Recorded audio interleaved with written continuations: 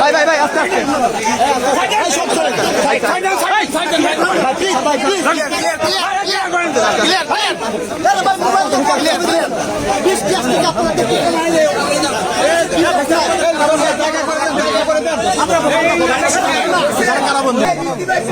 একজন শ্রমজীবী মানুষ নিজে লোহা পিটিয়ে তার পরিবার এবং নিজের জীবন ধারণের ব্যবস্থা করতেন এবং পাশাপাশি তিনি একটি আদর্শ লালন করতেন বাংলাদেশি জাতীয়তাবাদ।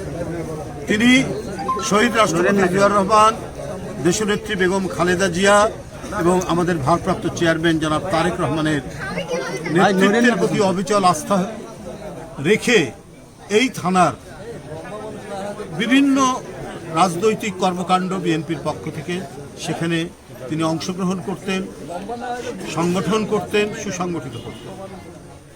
এ খবর অনেক আগেই আমাদের ভারপ্রাপ্ত চেয়ারম্যান জনাব তারেক রহমান পেয়েছেন। ইতিমধ্যে তিনি গুরুতর অসুস্থ হয়ে পড়েছিলেন, তাকে পাবনায় নিয়ে যাওয়া হয়েছিল। পাবনা জেলা বিএনপির নেতৃবৃন্দ সহ কেন্দ্র থেকে সবাই তার চিকিৎসার ব্যবস্থা সেখানে করেছিল।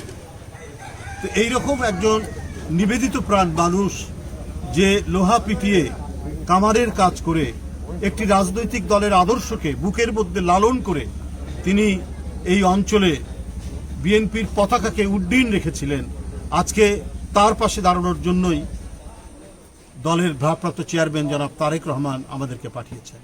আমরা বিএনপি পরিবার নামে একটি সংগঠন, যেটি প্রধান পৃষ্ঠপোষক স্বয়ং বিএনপির ভারপ্রাপ্ত চেয়ারম্যান তারেক রহমান, এই সংগঠনের পক্ষ থেকে আমরা আমাদের চেয়ারম্যানের শুভেচ্ছা নিয়ে, তার সামান্য কিছু সহযোগিতা নিয়ে আমরা তাহের ঠাকুরের পাশে, অসুস্থ তাহের ঠাকুর এবং তার স্ত্রীর কে আমরা দেখে গেলাম, তার পাশে এসে আমরা দাঁড়িয়েছি।